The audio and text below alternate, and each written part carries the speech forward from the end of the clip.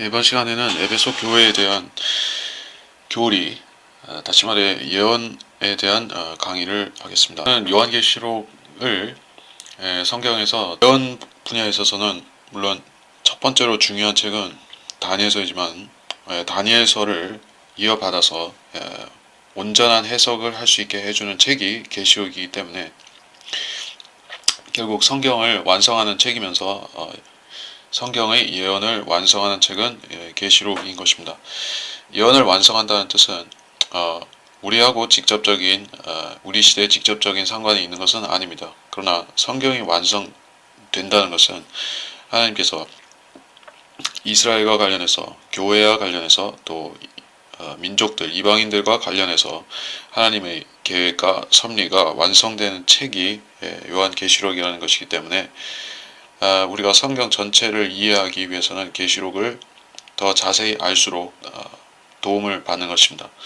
그래서 우리가 계시록 2장, 3장의 일곱 교회들에 대해서 바른 이해를 해야 하는 이유가 무엇인가? 우리 시대와 겹쳐 있는 부분이 있기 때문입니다. 그래서 우리 시대에 대한 교훈적인 해석을 해야 되고 또 한쪽에 치우치지 않고 이 일곱 교회를 올바로 이해하게 될 때 우리가 교훈으로 삼을 뿐 아니라 대환란 때 이 일곱 교회를 통해서 하나님께서 어떤 일을 하실 것인가 이해하고 예측하는 데 도움을 받을 것입니다. 그래서 일곱 교회 첫 번째 에베소 교회에 대해서 살펴보려고 합니다. 2장 1절부터 보겠습니다. 에베소 교회의 천사에게 편지하라. 오른손에 일곱 별을 가지고 일곱 금초대 가운데서 거니시는 분께서 이 일들을 말씀하시느니라. 내가 너희 행위와 수고와 인내를 알며 또 내가 어떻게 악한 자들을 용납지 아니한 것과 자칭 사도라 하지만 아닌 자들을 시험하여 그들이 거짓말쟁이임을 찾아낸 것과 또 내가 참고 인내하여 하며 내 이름을 위하여 수고하고 지치지 않은 것을 아노라. 자, 에베소 교회 천사에게 편지하라. 제가 설명을 했다시피 에베소 교회의 천사는 주 예수 그리스도의 오른손 위에 있는 일곱 별인 것입니다. 오른손 위에 있는 일곱 별은 일곱 천사를 말하는 것입니다. 천사라는 것은 실제 천사를 말할 수도 있고 어떤 것의 현현 나타남을 말할 수 있다. 이것이 기본적인 단어 정의입니다. 근데 여기서는 두 가지 다 해당될 수 있다는 것이요. 일곱 교회가 현현한 것이기도 하고 주님 앞에 현현한 것이기도 하고 또 실제 천사이기도 하다라는 것입니다. 그래서 일곱 교회를 대표하는 일곱 천사가 있습니다. 근데 교회의 숫자가 일곱으로 떨어지는 이유는 당연히 일곱이 하나님의 완성의 숫자이기 때문이기도 하고 신성의 숫자이기도 3과 아울러서 신성의 1과 3 그리고 7은 하나님의 신성의 숫자인 것이죠. 그리고 하나의 사이클이 주기가 완성되는 숫자가 7이기도 한 것입니다. 다시 말해서 일곱 교회라는 것은 모든 교회라는 의미가 될 수 있습니다. 이것을 1대1로 일곱 교회이므로 모든 교회라 이것을 마치 이 지상에 있는 지역 교회들 전체를 아우른다 이렇게 해석한다면은 좀 편협한 해석이 되는 것이요. 그것이 아니라 지역 교회들은 사실은 어디에 포함되는가? 그 지역 교회 안에 있는 거듭난 그들이 예수 그리스도의 영적인 몸을 형성해서 그들이 하나의 신부이면서 우주적인 교회다. 이런 신약 교회를 형성하고 있는 것입니다. 신약 교회는 하늘과 땅에 있는 모든 성도들을 연결해서 한 몸으로 말하는 것이요. 주님께서는 셋째 하늘에 계신데 그분께서 머리를 형성하고 계시고 머리에 연결된 손발 지체들이 있어서 그들은 지금 잠들었기에 하늘에 있든 지금 땅에 있든 예수 그리스도와 연결된 한 몸인 교회인 것입니다. 자, 그런 몸인 교회의 면에서 에베소 교회를 말하는 것이냐 하면은 단순히 그것은 아닙니다. 에베소 교회는 이 지상에서 사역하고 있는 현재 활동 중인 교회인 것이요. 셋째 하늘에 있는 교회가 아니라 땅에서 활동하는 교회다. 시대적으로는 AD 1세기에 교회사에서 AD 1세기의 교회를 말하는 것입니다. 그 당시의 교회는 주님께서 부활 승천하시고 사도들이 처음 교회를 예루살렘에서 시작한 교회를 이방인에까지 복음 전파와 선교를 통해서 확장되었고 소아시아 지역에 교회의 거점들이 마련되었던 것입니다. 그래서 에베소는 초대교회의 중심지 하나였던 것이고 여기는 선교의 거점이기도 했었던 것입니다. 당연히 에베소 교회는 그때 당시에 성경을 믿고 성경대로 실행하는 교회였던 것입니다. 이 교회는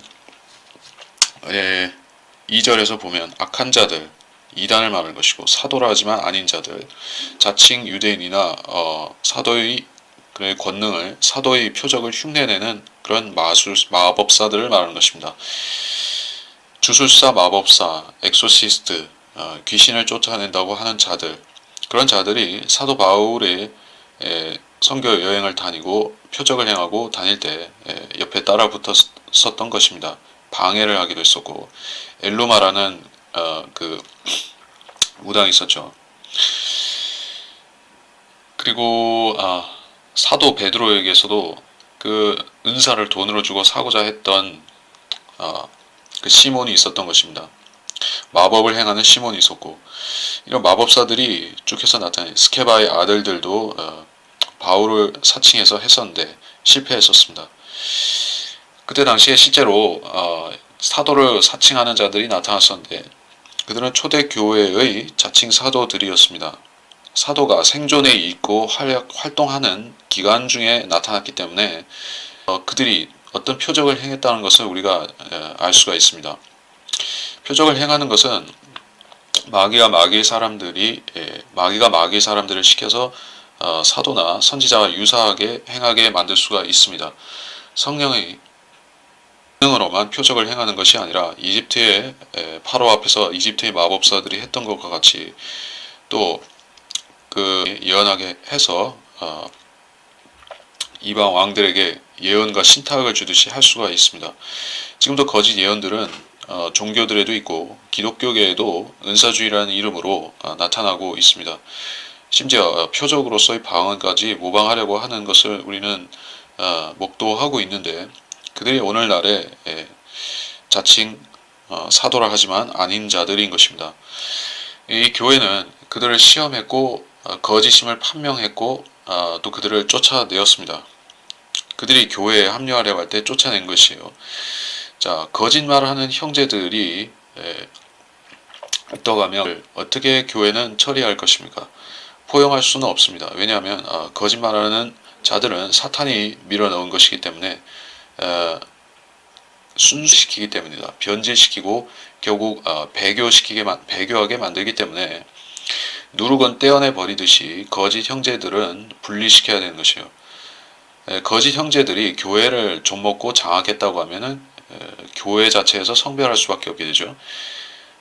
믿는 자들의 대다수가 그런 변질된 믿음에 가담했다고 하면 누룩에 섞여들었다고 하면은 그 대다수의 회중으로부터 분리하는 성별이 필요한 것입니다. 그러한 일은 교회사에서 초대 교회를 막 지나서부터 일어나기 시작했고, 즉 에베소 시대에 시작되어서 스마나 퍼가모 시대, 두아티라 4대 시대에도 쭉 이어졌던 것입니다. 그 후에도 말할 것도 없습니다. 성경대로 믿는 사람들은 수에 속했던 적이 없었습니다. 침례교도들은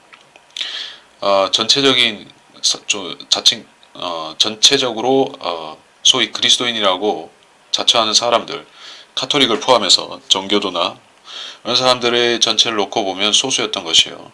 그런데 그 소수조차도 엄청나게 순교를 했었죠. 수천만이라고 하는 숫자가 암흑시대 동안에 순교를 했던 것을 보면 하나님께서 이 거짓 형제들을 찾아내고 분리시키는 일을 중요하게 말씀하신 것을 우리가 왜인지 알 수가 있습니다. 오늘날에는 그러한 성별이 별반 일어나지 않게 되었습니다. 성별해야 되는 목적도 사라졌습니다. 의식이 없어졌습니다. 사람들은 정통교회에 소속되었다고 생각하고 거기서 안주하고 끝납니다. 그 정통교회가 실제로 무엇을 가르치는지, 교리가 어떠한지, 성경을 무엇이라고 가르치는지, 최종 권위라고 믿는지 아니면은 신앙의 참고로 여기는지 그런 것을 따져보지 않는 것입니다. 실제적인 믿음이 그러한 선언과 명시된 믿음과는 다르게 된 것이요. 그들의 믿음이 거짓말이 되었기 때문에 하나님께서는 그 회중 전체를 버리실 수밖에 없습니다. 그러나 에베소 교회는 성별에 치중했고 그것을 놓치지 않았습니다. 그것이 중요하다는 것을 알고 있었습니다. 그래서 이게 역사적인 얘기를 쭉 했고 우리 시대에도 일어나고 있는 일이라는 것을 다시 말합니다. 그리고 3절에서 보면 내가 참고 인내하고 내 이름을 위해 수고하고 지치지 않은 것을 아노라. 4절 그러나 너를 책망할 것이 다소 있나니 이는 내가 너희 첫사랑을 저버린 것 때문이라. 그러므로 내가 어디서 떨어졌는지를 기억하고 회개하면 너는 처음 이 일들을 행하라. 만일 그렇지 아니하고 회개하지 아니하면 내가 속히 너에게 와서 내 촛대를 그 자리에서 옮기리라. 자, 네가 참고 인내하고 수고하고 지치지 않은 것을 아노라. 자, 교회는 마땅히 이 표상을 따라서 행해야만 되는 것입니다. 꾸준히 지치지 않고, 이 교회가 그렇게 분별력을 발휘하기 위해서는 깨어있는 성도도 있어야 되고 또 성경을 잘 알아야만 되는 것입니다. 성도들 전체적으로 성경을 아는 수준이 높아져야 되는 것이요. 일부 성도가 깨어있다고 해서 그 교회가 마귀의 일들에 대해서 면역력이 생기는 것이 아닙니다. 소수의 사람들이 깨어있다고 하면 그들은 자기를 지킬 수 있지만은 전체적인 부패를 막을 수가 없는 것입니다. 이것은 개신교에서 말하는 누룩과 소금, 누룩이죠. 의 이론과는 반대되는 것이요. 적은 누룩이 온 반죽을 부풀게 한다고 했습니다. 이것은 악이 선을 망쳐놓는 것을 말하는 것이요. 근데 겨자씨만한 믿음이 엄청난 일을 이룰 수가 있죠. 자, 이것도 개인의 믿음의 영역에서 그렇게 가능한 일인 것이요. 근데 교회는 성별이 되어 있어야 하는 것입니다. 그러니까 독보리와 밭의 비유가 있죠. 제가 말하려는 것이 바로 그 독보리와 알곡에 대한 것입니다. 자, 밭이 있고 주님께서 비유로 밭이 있고 거기에 독보리가 있고 알곡이 있습니다. 근데 이 밭은 세상이라고 주님께서 해석을 하신 것이에요. 교회라고 하지 않으시고 세상이라고 했습니다. 세상에는 믿는 자가 있고 독보리들이 있습니다. 근데 교회 안에는 마찬가지로 독보리도 있고 알곡도 있습니다만은 주님께서는 그것을 당연하다라고 말씀하신 게 아니라 독보리는 추려내야 된다라고 말씀하신 것이에요. 천사들에게 맡겨서 심판하라고 하신 것은 세상에 널려진 독보리들인 것이지 교회에 그들이 침투해서 부패시킬 때 그들을 끝까지 놔두어라라고 하신 것이 아닙니다. 근데 이 어찌된 일인지 개신교의 많은 목사들은 교회 안에 독보리가 있는 것도 당연히 여기고 그들을 추수 때까지 놔둬야 된다라고 이렇게 생각하는 것이요. 그렇기 때문에 이단들에 대해서 교회가 무방비가 되는 것이죠. 사실 그들은 이단을 어떻게 막아야 되는지도 알지 못합니다. 그러나 에베소 교회는 이단들을 어떻게 분리시키고 성별하고 그들을 내쫓아야 되는지 알고 있었던 것이에요. 그들은 사도들을 흉내낸다는 것으로서 자기들이 거짓말을 한다는 것을 폭로했습니다. 여기까지는 매우 잘한 것이요. 근데 4절에서 책망할 것이 있나니 첫사랑을 저버린 것이 때문이라. 첫사랑을 저버렸다는 것은 개인적으로도 그렇고 회중 자체가 그러했다는 것입니다. 그런 회중들이 늘어났다는 것이요. 첫사랑을 저버린다는 것은 사실 그리스도인에게 있어서는 어떤 누구나 일어날 수 있는 일이고 또 거의 다 경험하는 일인 것입니다. 근데 첫사랑을 잃어버리기까지 했다면은 그 사람은 타락했다고 봐야 될까요? 아니면은 타락 이전이라고 봐야 될까요? 첫사랑을 잃어버린 상태에서 모든 그리스도인으로서 건전한 믿음과 행실을 갖추고 있을 수가 있는 것인가? 외적인 형식상으로 타락하지 않을 수가 있습니다. 죄는 짓지 않을 수가 있습니다. 그러나 그리스도인에게는 사랑을 잃어버렸다는 것은 전부를 잃어버린 것이에요. 믿음을 포함해서 전부를 잃어버린 것입니다. 형식과 껍데기가 남은 것입니다. 어떻게 초대 교회가 그러한 타락을 할 수가 있는가? 그때는 사도들도 살아 있었는데 왜 그럴 수가 있는가? 자, 여기서 우리는 보에서 비롯된 믿음과 보지 못하고 믿는 사람들이 축복을 나누어 생각해 볼 수가 있습니다. 주님께서는 도마에게 네가 나를 보고서 믿느냐? 보지 못하고 믿는 자들은 복되도다라고 말씀을 하셨는데 왜 그러셨는가 하면은 초대교회는 주님을 본 부활의 증인들을 포함해서 많은 표적들까지도 본 증인들이 있었습니다. 예, 부활을 보았다는 것은 대단한 그 증인이죠. 믿음인 것이죠. 근데 그런 사람들이 어떻게 믿음이 약해지거나 사랑을 잃어버리기까지 할 수가 있습니까? 물론 그 사람들 본인이 그랬던 것은 아니겠지만 그들에게서 복음을 전해받은 그런 강한 영향력을 받은 사람들이 물러나고 타락한다는 것은 믿기 힘든 일입니다. 그러나 그 일은 실제로 일어나는 것이에요. 그래서 초대교회는 우리보다 믿음이 더 강하고 특별한 교회가 아니라 똑같은 죄인들이었던 것입니다. 죄인들은 계속해서 회개와 자극과 또 찔림이 필요한 것입니다. 이것이 없다고 하면 찔림이 없다고 하면은 육신의 일에 더 신경을 쓸 수밖에 없는 것이요. 죄의 찔림이 없다면은 타락을 당연시하고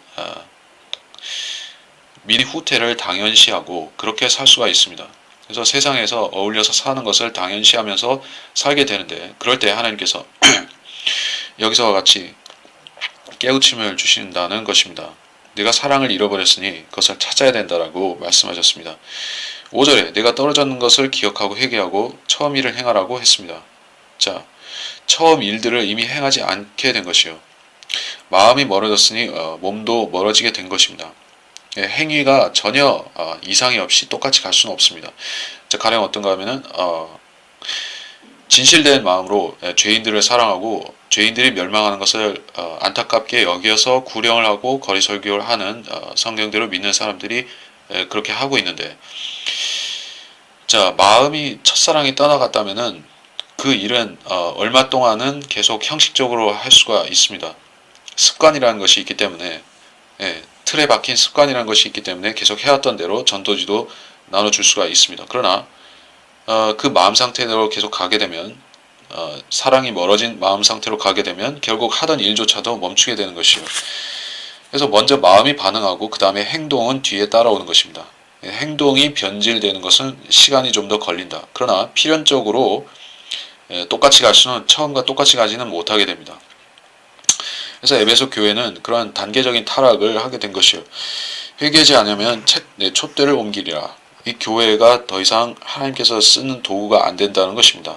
사도 바울이 내가 다른 사람들을 구원한 후에 나 자신이 버림받을 것을 두려워한다라고 말했던 것은 이처럼 주님께서 촛대를 옮겨버리시면은 그때는 다른 사람들은 쓰임받지만 자신은 더 이상 복음 전도자로서 전파자로서 쓰임받지 못하게 된다면 그것은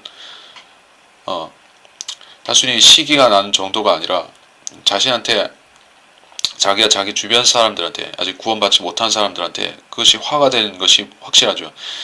복음을 전해서 구원을 시켜야 되는 사람들이 있는데 내가 하나님께 쓰임받지 못하게 되었으면 그 사람들도 물론 다른 사람을 시켜서 주님께서 그들을 구원시킬 수도 있겠지만 만일에 내 실수로 인해서 오늘 구원받아야 되는 사람이 구원을 못 받고 지옥에 간다고 하면은 그것은 나한테 실책으로 영원히 남는 것입니다. 자, 그걸 말씀하는 것이에요. 촛대를 옮겨버린다는 것은 그래서 무서운 일인 것입니다. 구원을 잃어버리기 때문에 두려운 일이 아니라 하나님의 일이 지체되고 그렇게 되면 속히 구원받아야 될 사람이 못 받고 또 회개해야 될 사람이 회개하지 않음으로 인해서 하나님의 일에 많은 지장과 장애가 초래되어서 결국은 교회에 하나님의 몸에 그런 해를 끼치는 일이 되는 것입니다. 그 일은 실제로 일어났고 주님께서는 지체하지 않고 촛대를 옮겨버리신 것이에요. 그래서 에베소 교회는 버림받고 스마나 교회로 옮겨갈 수밖에 없었습니다. 자, 역사적인 해석을 계속 하고 있는데 즉 뒤로 가서 다시 6절에 내게 이것이 있으니 내가 니콜라파 행위를 미워하는 것이라 나 역시 그것을 미워하노라. 귀 있는 자는 성령께서 교회들에게 말씀하시는 것을 들을지어다. 이기는 자에게는 내가 하나님의 낙원 가운데 있는 생명나무를 주어서 먹게 하리라. 니콜라파라는 언급이 나왔습니다. 여기에 대해서 별의별 말들이 많지만 니콜라파는 확실히 어떤 사라진 이단을 말하는 것이 아닙니다. 초대교회에 그런 니콜라라는 사람에 의해서 생겨서 니콜라라는 사람이 퍼뜨린 사상이 있다가 그때 없어지고 지금은 해당이 없는 게 아닙니다. 많은 사람들은 목사들은 그런 것을 어리석은 생각을 하는 것이요. 나는 니콜라파가 아니야. 왜냐하면 니콜라파라는 것은 초대교회 때 니콜라라는 어떤 집사인지 하는 사람이 무슨 이단 사상 영지주의인지 뭘 퍼뜨렸는데 그러다가 그 사람이 죽고 없어진 것이다. 이렇게 생각하는 것이요. 그게 무슨 소용이냐 말입니다. 성경에서 교훈을 찾는다는 것은 그게 역사적 사실이라 할지라도 지금 동일한 일이 반복되고 있으면은 내가 교훈을 얻어서 그 일을 경계한다든지 그렇게 안 된다든지 이런 교훈을 받는 것입니다. 만일에 교훈으로 끝난다 할지라도 이 시대에 니콜라파 같은 것은 또 있어야 되는 것이에요. 어떤 것이 니콜라파입니까? 니콜라라는 것은 성직자를 세워서, 물론 성직자는 교회 안에 있게 되어 있는 것이요. 그것을 장로 혹은 그 감독, 패스터는 목사를 할 수 있고 목사라고 할 수도 있고 목자라고도 할 수 있습니다. 자, 목자이지만은 정식 임명받은 지역 교회 안에서 직분이 될 때는 그것을 목사라고 부를 수가 있는 것이요. 근데 이 목사가 목사로서의 사명을 다한다는 것은 자기의 양들을 예수 그리스도의 모범을 따라서 죽음에 이르기까지 충성을 다해서 섬기는 것이 목자의 또는 목사의 사명인 것이요. 이 사명을 하지 않으면서 양들에게서 요구할 것만 요구한다. 라고 하면은 그것은 사꾼이 된다는 것입니다. 목사와 사꾼의 차이는 많은 사람들이 알고 있습니다.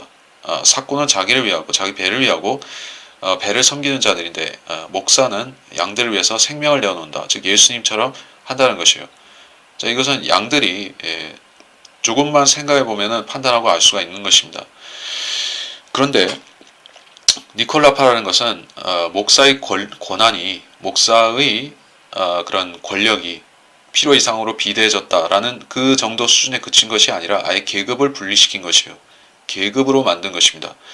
계급이라는 것은 명령하고, 자, 목사에게 지역교회에서 성도들이 목사에게 목사가 어떤 지시를 하거나 명령을 하거나 하는 것에 따른다는 것은 목사가 어떤 총독이나 왕이나 행정관이나 이런 존재로서 세금을 거두거나 이런 존재로서 한 게 아니죠.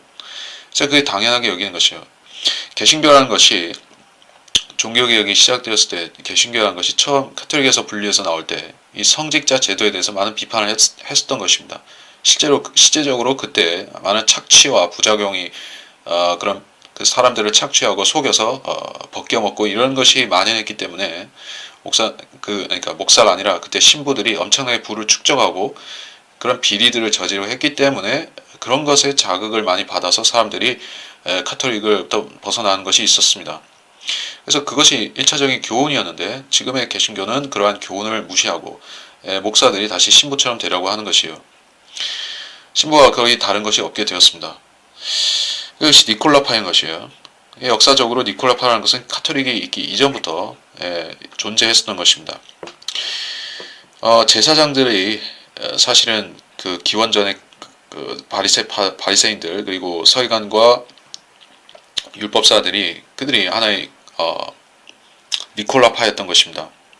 니콜라파라는 것은 사실은 재판관계에서도 발견이 되는 것이요. 미카라는 단지파의 사람이 자기 집에 제사장을 임명하고 그를 아버지로 섬겼습니다. 아버지, 중요한 말이죠. 주님께서는 땅에 있는 사람을 종교 지도자를 너의 아버지라고 부르지 말라고 했는데 이스라엘이 벌써 배교했을 때 그 일이 일어났습니다.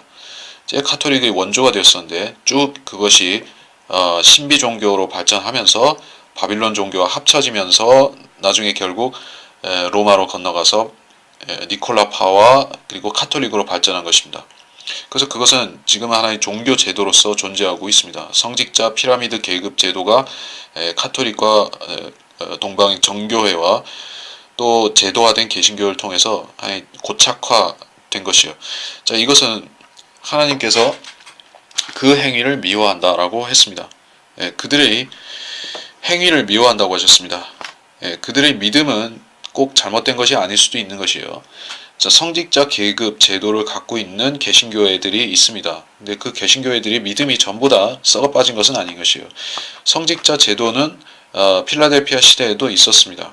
목사들이 그런 목사라든지 감독이라든지 뭐 교단 회장이라든지 그런 계급 제도가 개신교 안에서도 필라델피아 시대, 그러니까 1500에서 1900년대 사이에서도 존재하면서 거기서도 선교도 하고 복음 전파를 하고 했었던 것이에요. 하나님께서 안에 허용하고 사용하셨는데, 근데 그들이 다스리려고 하고 그런 권력을 부리려고, 권력을 쓰려고 하고, 이런 모습에 대해서 하나님께서 미워하신다고 말씀하신 것이에요. 그래서 있어도 사용 안 하면은 크게 뭐라고 할 것은 아닙니다. 근데 제도도 그렇고 실제 행실도 그러면은 그렇게 하려고 하면 하나님께서 그것을 미워하신다는 말입니다. 개신교회가 제도가 있다 할지라도 그 제도를 자기 양심으로 비추어 봐서 내가 이래서는 안 되겠다고 생각하고 교인들 위해 군림해서는 안 된다라고 생각하고 성경대로 하겠다고 하면은 그 제도, 개신교의 그 종교 직급 제도 아래 몸담고 있다 할지라도 이렇게 겸손한 사람은 하나님께서 쓰실 수도 있습니다. 그런데 그들이 행위를 악하게 해서 자기들이 종교 지도자가 교인들과 그런 자기 계급 낮은 사람들 위해 군림하려고 하면 그때부터 일이 틀어진 것이에요. 하나님께서는 그것을 미워하시고 그들을 신약 교회 안에서 쓸어내기를 원하시는 것이에요. 자, 7절 마저 보겠습니다. 귀 있는 자는 성령께서 교회들에게 말씀하시는 것을 들을지어다. 이기는 자에게는 내가 하나님의 낙원 가운데 있는 생명나무를 주어서 먹게 하리라. 교회들에게 말씀하십니다. 이것은 모든 교회의 공통된 말씀이라는 것입니다. 어떤 교회, 즉 대환란에 처한 교회들에게 말씀하셨습니다. 교회들에게 말씀하신 것이라. 다시 보셔야 되는 것이죠. 교회들에게, 신약 교회에게 말씀하신 게 아니라 교회들에게. 대환란 때는 7교회가 있다고 했습니다. 우리한테는 7시대지만은 교회는 하나입니다. 이거 아셔야 되는 것이죠. 2000년 동안 신약시대의 교회는 하나입니다. 에베소 교회, 스마나, 퍼가모, 두아티라, 사대, 이 교회들은 하나의 교회인 것이에요. 시대가 다를 뿐이죠. 교회가 7개가 된 것은 아니에요. 시대가 그렇게 흘러온 것 뿐입니다. 근데 여기서는 진짜 교회들에게 말씀하신 것이에요. 그것은 대환란 때 예수 그리스도를 믿고 계명을 지키는 그 교회들을 말씀하는 것이에요. 그래서 거기서 이기는 자들에게는 낙원은 지금 셋째 하늘을 말하는 것이에요. 셋째 하늘에는 생명나무가 있다고 여기 나옵니다. 생명나무를 주어서 먹게 하리라. 자, 이게 의미 없이 쓸데없이 주어서 먹게 하는 것이 아닙니다. 먹어도 좋고 안 먹어도 좋고가 아닌 것이요. 자, 아담과 이브가 에덴 동산에서 처음에 받았던 생명나무가 있었죠. 그 나무는 금지되지 않았습니다. 먹을 수 있었어요. 근데 단순히 먹을 수 있는 정도가 아니라 먹어야 되는 나무였었습니다. 그때 죄를 짓기 전에는 아직 사망이 안 들어왔기 때문에 그걸 당장 안 먹는다고 해서 어떻게 되는 건 아니었습니다. 그런데 그것은 먹으면 영생이 보장된다는 것이에요. 무슨? 육체의 영원히 죽지 않는 영생이 보장되는 그 나무인 것이에요. 그러니까 타락하지 않은 상태에서 그걸 먹었으면은 그 사람은 그 상태대로 죄 없이 영생하게 된다는 뜻입니다. 그래서 그 최고의 선택을 하지 않고 최악의 선택을 한 것이 선악과를 먹은 것입니다. 선악과를 먹었을 때 그는 피를 갖게 되었죠. 아담은 포도나무였기 때문에. 그리고 나서 죄가 들어온 것이에요. 죄가 들어왔고 이 육체는 영생하지 못하는 이 육체는 두고라도 이 혼이 망가진 것입니다. 혼이 죄를 짓게 된 것이에요. 그러면 이 육체도 영생하지 못하고 혼은 죄를 지었기 때문에 육신이 죄의 영향을 받아서 죽게 되면은 이 혼이 지옥에 가는 것입니다. 자, 그 문제가 생겼는데 이제 하나님께서 아담의 상태를 돌이켜서 회복시키시면 우리 그리스도인들이 말하는 것이 아니라 이 육체와 혼의 구원을 별도로 받아야 되는 사람들이 있죠. 혼은 구원을 받았을지라도 육체의 구원을 받기 위해서는 끝까지 견뎌야 되는 사람들이 있죠. 이 사람들이 구원받고 나서 구원이 완성되고 그 완성의 궁극에서는 생명나무를 먹어야 된다는 것입니다. 그래야지 육체가 보존이 되는 것이요. 육체를 보존시킬 수 없으면은 그건 완전한 구원이 아니죠. 그리스도인은 육체를 보존시킬 수 있습니까? 할 수가 있습니다. 휴거를 통해서 주님께서 우리를 자신의 형상으로 변화시키는 때가 그날이 오면은 우리의 육신의 구원, 육체의 구원은 완성되는 것이에요. 거기서 휴거에서 완성되는 것이지 우리가 낙원에 가서 생명나무를 먹음으로써 영생이 완성된 것이 아닙니다. 근데 이 사람들은 그런 것을 바라봐야 된다. 자, 이렇게 해서 에베소 교회를 봤지만 여기서 7절에서는 확실히 대환란의 성도와 관련된다는 사실을 알았습니다. 그럼 앞부분은 어떤가? 1절에서 6절까지는 신약 교회만 말씀한 것이고 이 7절만 그것이 대환란 성도에 대한 교리인가 하면은 꼭 그런 것은 아니다. 그것은 뒤에 부분의 다른 교회들을 보더라도 명확한 사실인 것이요. 둘 다 이중적으로 말하고 있는 것입니다. 대환란 시대의 교회와 교회 시대의 교회를 이중적으로 다 말하고 있는 것이요. 모든 구절이. 그래서 그 모든 구절을 저는 그 글로 정리해서 썼는데 다 충족시키지는 못하지만 대강의 의미는 전달했다고 생각합니다. 그래서 여기에 지금의 강의에서 다시 말할 것은 대환란 때에도 교회가 있다는 것이요. 1차적으로 알아야 될 사실. 그것은 대환란 때에도 교회는 있다. 교회라는 것은 신약 교회라는 우리 예수 그리스도의 몸만이 독점하는 용어가 아닌 것이요. 잠시 교회에 대한 것을 성경에서 찾아본다면은 히브리서에 나올 것입니다. 12장 23절에 하늘에 기록된 첫째로 난 자의 총회와 교회 모든 것의 심판자이신 하나님과 온전하게 된 의인들의 영들과 하늘에 교회가 있다고 했습니다.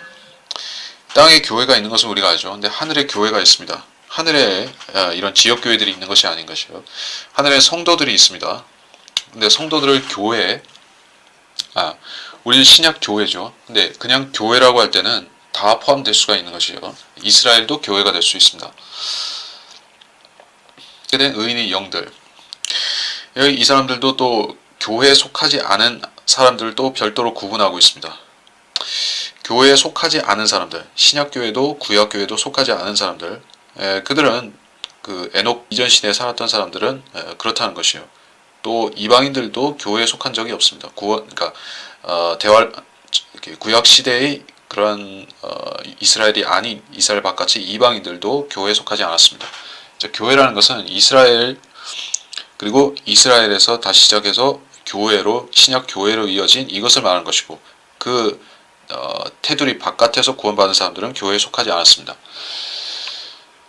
그리고 광야에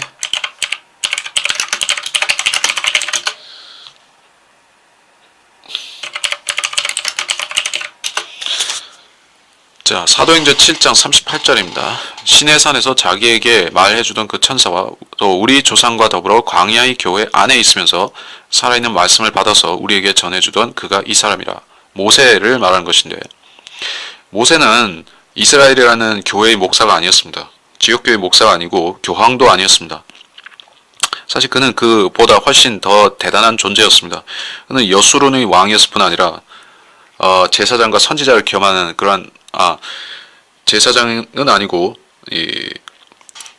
제사장과 선지자 그리고 왕까지 겸한 그런 존재였습니다. 광야의 교회 안에 있었습니다. 그 광야의 교회는 성전도 아닌 성막이었는데 성막은 우리가 지금 알고 있는 지역교회와 다른 것이요. 거기는 제사장들이 섬기죠. 지성소, 성소가 있습니다. 그리고 거기는 실제적인 제물들이 바쳐지는 것이요. 우리가 영적인 제물을 바치면 실제 제물을 바쳐지는 것이다는 것입니다. 여기 교회의 모형이 나타나 있습니다.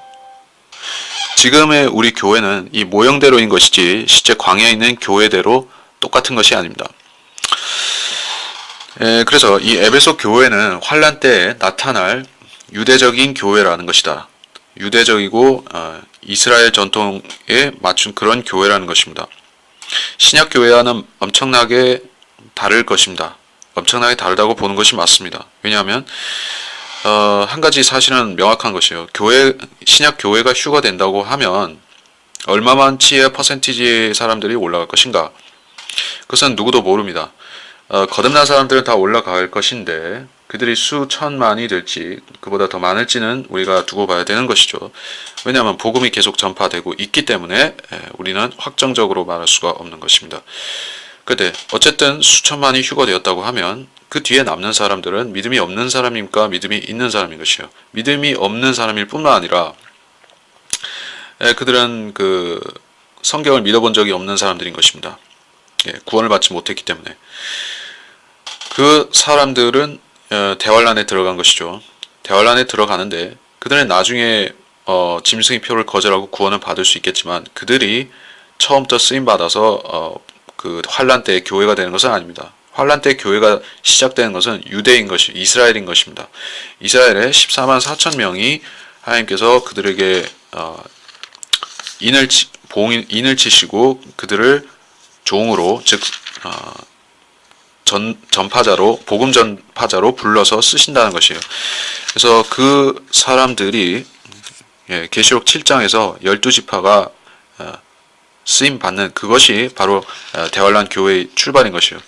그러면 14만 4천 명이 전파하고 그 뒤에 이방인들과 유대인들이 믿게 되어서 환란 때 교회가 되는데 그러면 환란 때 교회는 시작이 된다는 것입니다. 언제 하면 그 시작은 대환란 때인 것이에요. 시작하면 그때 교회가 시작됩니다. 그러면 14만 4천 명과 어떻게든 관련이 될 것이에요. 그래서 시작이 됐는데 이 교회는 사도적인 권능을 행사하고 그런 능력의 표적을 행할 수 있는 교회라는 사실이 명시가 되어 있습니다. 그래서 에베소 교회와 자칭 사도가 서로 대척 관계에 있는 것이요. 우리는 거짓 선지자들이 반드시 나타날 것이고 그들이 지금 마지막 때에 활동하고 있을 뿐 아니라 대환란이 시작되면 그들의 활동은 더욱 심해질 것이라는 사실을 마태복음에서 24장에서 배울 수가 있습니다. 선지자들이 나타나고 거짓 선지자들이 나타나고 거짓 사도들, 거짓 그리스도들이 등장해서 그들은 그때 활동하게 될 환란 때의 교회를 방해하고 그들을 모독하고 이런 일이 일어납니다. 자칭 유대인들도 나오죠. 뒤에 보면. 근데 여기서는 자칭 사도라고 했습니다. 신약 교회가 등장했을 때 자칭 사도들이 같이 나타났던 것은 적그리스도의 영이 조장시킨 일이었던 것입니다. 자, 사탄은 지금도 표적을 행할 수 있지만 또 초대교회 때도 모방하는 표적을 행할 수 있었지만은 대환란 때는 더욱 강력한 표적을 행할 수가 있게 됩니다. 그들이 행하는 표적은 하늘에서 불을 내려오게 하는 정도로 대단한 표적을 행하는 것입니다. 또 짐승의 형상에게 생명을 주어서 말을 하게 할 수 있을 그런 대단한 표적도 행합니다. 자, 그것은 시작은 대환란 초에 이 거짓 사도들도 나타내기 시작하는 것이요. 그들은 거짓 그리스도들을 보여줄 것입니다. 마태복음 24장 4절 예수께서 그들에게 대답하여 말씀하시기를 아무도 너희를 미혹하지 못하도록 주의하라. 많은 사람이 내 이름으로 와서 내가 그리스도라고 말하며 많은 사람을 미혹하리라. 또 그렇고 뒤에 11절에서도 또 많은 거짓 선지자가 일어나서 많은 사람을 미혹하리라. 많다고 했는데 어느 정도 많을지 우리는 모르지만 14만 4천 명에 상응할 정도로 많을 것은 분명합니다. 생각해 보면 전 세계적으로 한 10만 명쯤 되는 가짜 예수가 나타나서 유사한 표적을 사도 같은 표적을 행하면서 내가 사도라, 내가 예수라, 내가 선지자라 하면은 수백만 명이 속겠죠. 그런 일들이 지금도 조금씩 일어나고 있을 뿐 아니라 대환란 때는 일어난다는 것입니다. 그런 일에 면역이 되어 있는 사람들은 그리스도인들입니다. 왜냐하면 에베소 교회는 그들을 분별하고 그들을 정죄하고 그들을 쫓아낼 수 있는 정도의 판별력이 있었습니다. 그러나 문제는 거듭나지 않은 사람들, 그렇죠. 거듭났으나 알지 못하는 사람들은 휴거되겠지만 거듭났지 못하면서 이런 영적인 일들에 대해서 새카맣게 무지한 그러한 교인들은 속을 것입니까? 아니면은 분별하겠습니까? 나타나면 그냥 속는 것입니다. 속아서 마음문을 활짝 열고 받아들일 것이요. 그런 일들을 또 실로 그들은 좋아합니다. 은사주의 교인들은 그런 일들을 환영하고 좋아합니다. 절대로 배척하지 않는 것이에요. 더구나 사탄의 이름으로 일하는 것도 아니고 그들은 그리스도의 이름을 가지고 할 것입니다. 예수 그리스도는 배척하겠지만 그리스도는 받아들일 것이요. 그리스도라는 말은 카톨릭에서도 항상 쓰는 말이죠. 그들이 예수 그리스도라고 할 때 그 예수는 바 예수이거나 가짜 예수이거나 예수라고 하는 그런 가짜를 말하는 것입니다. 카톨릭에서 예수를 말할 때 그것은 마리아 품에 안겨 있는 아기 예수, 탐모스의 세미라미스와 탐모스의 관계에서의 그 아기 메시아를 말하는 것입니다. 그리고 그들은 참 그리스도를 배척하고 그를 죽이기를 원하는 집단으로부터 이어받은 그 영적인 유산을 이어받은 바리새인들의 후예들인 것이요.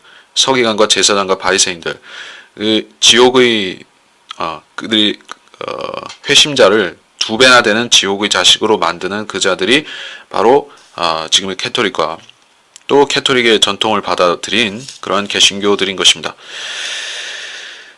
그래서 이 대환란의 상황에 적용시키자면 초기에서부터 교회는 있을 것입니다. 교회가 없는 때는 없습니다. 7년 동안에 항상 교회가 있습니다. 마지막까지 환란 후 휴거가 있으면 그때는 교회가 없어요. 근데 그 전까지는 쭉 교회가 있습니다. 그리고 여기서는 에베소 교회라고 했습니다.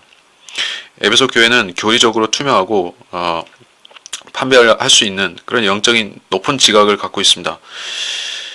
성경을 공부한 사람들이 영적인 지각이 있지 성경을 모르면은 지각이 없죠. 성경을 잘 아는 사람들은 대부분이 아니라 100% 거듭난 사람들이죠. 성경을 모르는 사람들과 성경을 아는 사람들의 기준을 가지고, 그러니까 안다는 것은 알고 이 진리 지식을 성령을 통해서 받은 사람들을 말하는 것입니다. 이들은 하나님이 아는 사람들이고 하나님께서는 그들을 알고 그들은 하나님을 아는 사람들인데, 이런 사람들을 제외하고 영적으로 어린 거듭난 사람들 빼고 거듭나지 못한 사람들을 보면 100% 다 성경에 무식한 것이요. 무지하고 무식한 것입니다. 그래서 그들은 딱 그 증거로 판별이 되어버린 것입니다. 가령 뭐 조용기라, 이런 조용기 같은 거짓 선지자, 거짓 목사가 성경에 잘 아는 것이냐 하면은 잘 모릅니다. 알아도 대충 알다가 알던 것까지 다 놓친 것이요. 그들은 그 길가에 뿌려진 씨같이 믿음이 형성되지 않은 채로 믿는 채 했던 사람들인 것입니다. 그래서 그들은 쉽게 판별될 수가 있어요. 그 얘기를 하려는 것은 아니었고, 그렇게 믿음 없는 사람들만 남았다. 근데 어떻게 믿음 있는 사람이 나타나서 에베소 교회를 만들 수가 있느냐? 다시 말하지만 그들은 그 유대인 중에서 나타나는 14만 4천과 관련이 된 것입니다. 그래서 저는 이 14만 4천 명에 대한 교리 많죠. 이들이 대환란 전 3년반, 후 3년반, 아니면 전 3년반에 어중간한 어느 시점, 언제 활동하느냐 잘 모르겠다. 그래서 저도 환란 중반에 나타날 것이다 라고 생각하는데, 그렇다면은 대환란 초반에 이 에베소 교회가 등장한다면 이들은 누구한테서 영향을 받느냐 하는 그런 의문이 생기는 것은 사실입니다. 그래서 두 가지 방안이 있는데, 에베소 교회가 7년 환란의 초반이 아니라 한 초반에서 약간 뒤로 시점을 옮겨야 되거나 그럴 수도 있고, 아니면은 14만 4천 명을 아예 대환란의 앞부분에 끌어다 붙여야 되는 것이요. 그렇게 되면은 14만 4천 명의 영역과 두 증인의 활동 영역은 완전히 구분이 되겠죠. 사실 그것이 자연스럽게 보여지기도 합니다만 자세한 것은 알 수가 없습니다. 어쨌든 에베소 교회는 믿음이 있는 교회이고 사도적인 권능이 있는 교회입니다. 그리고 14만 4천과 관련될 수도 있고, 저는 그러니까 다른 대안이 하나 또 있다면은, 아까 얘기 안 했던 다른 대안이 하나 있다면은 선지자들이 나타나서 그들의 믿음을 전수해 준다면은 가능할 수도 있다는 것입니다. 요한도 신약 선지자죠. 그리고 구약의 예레미야 같은 선지자가 나타나서 가르친다면은 그것은 그러니까 그 선지자들은 자기가 아는 지식을 가르친다는 얘기입니다. 구약적인 지식이 다분하겠지만은 지금 하늘에 있는 성도들, 구약과 신약을 포괄해서 모든 성도들은 다 신약적인 지식 아래 들어왔죠. 예수 그리스도의 피를 통해서 그들도 깨끗하고 정결하게 되었습니다. 모든 선지자들, 구약 선지자들, 왕들, 구원받은 사람들 다 해서 예수 그리스도의 피로 정결케 되어서 그들은 말하자면 신약화가 된 것이, 신약 성도는 아니었지만 신약화가 된 것이죠. 만약에 그 성도 가운데 누군가 내려와서 복음을 전파한다면 할 수가 있는 것이죠. 자, 그래서 그런 가능성은 열어둬야 된다 하는 말입니다. 그리고 또 더 추가적으로 설명할 것은 또 없는 것 같습니다. 우리는 그 에베소 교회 초대교회의 역사적인 교회 시대의 초대교회에 대해서 우리 교회사를 보면은 알 수가 있습니다. 거기서 우리는 충분한 교훈을 얻을 수가 있습니다. 근데 그 교훈이 100%가 되려면 환란 때의 일들도 같이 생각해야 되는 것이요. 어디든지 믿음의 첫 단추를 꿰는 것은 매우 중요합니다. 교리적인 것을 말하는 것이요. 교리가 최우선이기 때문에 그것을 올바로 세웠다고 하면은 그 뒤에는 이 믿음과 사랑이라는 살을 붙여 나가야 되는 것이요. 성경대로 믿는 사람들은 1994년에 신구약 한글 킹제임스 성경이 나오면서 성경대로 믿는 사람들이 존립 근거가 이 한국 땅에 생긴 것입니다. 그리고 거기서 수많은 사람들이 회심자가 나오고 또 진리 지식을 아는 그런 믿는 사람들이 나타났던 것입니다. 그리고 그 믿음대로 실행하는 더 많은 성도들이 나타나서 복음을 증거하고 있는 상황인 것입니다. 근데 하나님께서 과연 보시기에 첫 사랑을 계속 지키고 있는가 하는 것은 다시 생각해 봐야 된다는 것입니다. 확고한 성경적인 교리 위에 기초 위에 교회가 세워졌다면 하나님께서는 이것을 좋은 밭으로 만드셔서 쓰실 것입니다. 근데 좋은 밭이 계속 윤택한 좋은 밭이 되려면 믿음도 그렇고 사랑도 떨어져서는 안 되는 것입니다. 하나님을 사랑해야 된다는 것이죠. 성도를 사랑하는 것을 앞서서 하나님을 사랑하고 하나님 말씀을 첫째로 사랑하는 그 믿음이 약해져서는 안 된다는 것입니다. 그것이 바로 예수 그리스도를 사랑하는 첫사랑인 것입니다. 근데 이 사랑은 약해질 수도 있고 잃어버릴 수도 있는 것입니다.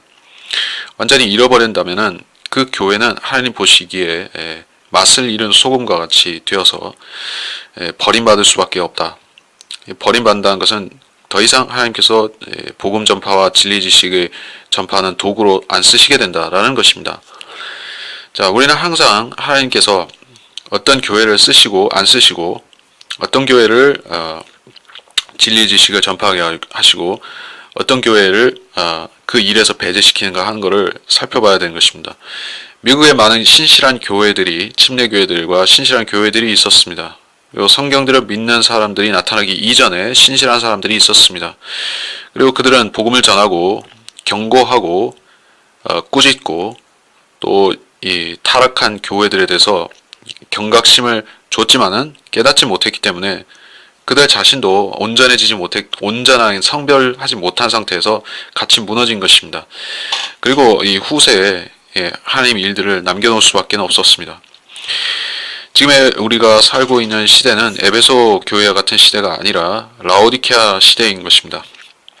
교회 시대 라오디케아 시대는 바로 우리 살고 있는 지금 이 현재를 말하는 것이요. 라오디케아 시대는 뒷날을 기약할 수가 없는 시대가 되었습니다. 뒷날이라는 것은 회복과 부흥을 말하는 것입니다. 그리고 후세에 믿음의 유산을 남겨주고 새로운 믿음의 열매, 새로운 개척을 시작할 수 있는 그런 유산을 남겨줄 수 있는가. 근데 이 시대는 여기서 종지부를 찍게 되어 있다라는 것입니다. 이 시대가 언제 끝날 것인가 하는 것은 절대적으로 하나님의 권한에 속해 있다 할지라도 우리는 많은 영적인 일들, 교계의 징조들을 통해서 표적들을 통해서 징조들을 통해서 때가 차간다는 사실을 알 수가 있습니다. 그래서 우리는 첫사랑을 회복해야 된다라는 이 교훈을 마땅히 취해야 되는 것인데 첫사랑을 회복하는 것은 말씀으로 돌이킨다는 것입니다. 첫사랑, 내가 말씀을 사랑하고 내가 구원을 받고 하나님 말씀을 지존하게 여겼던 그때의 마음을 회복한다는 것입니다. 그 마음을 회복한다는 것은 먼저 바른 성경을 안 가졌으면 바른 성경으로 돌아와서 이 성경대로 내 믿음을 개조시키고 새로 형성시켜서 내가 성경대로 믿는 사람이 되는 그 출발을 말하는 것이요. 이 스타트를 잘 했으면은 계속 따라가면 되는데 가다가 또 느슨해지고 이탈할 수도 있는 것입니다. 그러면 다시 정비하고 다시 길을 달려야 되는 것이에요. 그렇게 정비하고 달리고 또 무뎌지면 다시 날카롭게 만들고 이런 과정을 해야 되는데 유지 보수를 해야 되는데 안 하게 되면은 쓰임받지 못하고 버림받는다는 그 말씀에 유념해야 되는 것입니다. 수많은 사람들이 첫 믿음의 스타트는 잘 끊었지만 유지보수를 하다가 말다가 그런 과정에서 결국 믿음의 행보에서 이탈하고 쓸모없는 크리스찬이 되어서 하나님과 사람 앞에서 쓸모없는 크리스찬이 되어서 무기력하게 끝나버리는 모습을 우리는 지금도 보고 앞으로도 보게 될 것입니다. 우리는 어느 편에 속해야 될 것인가?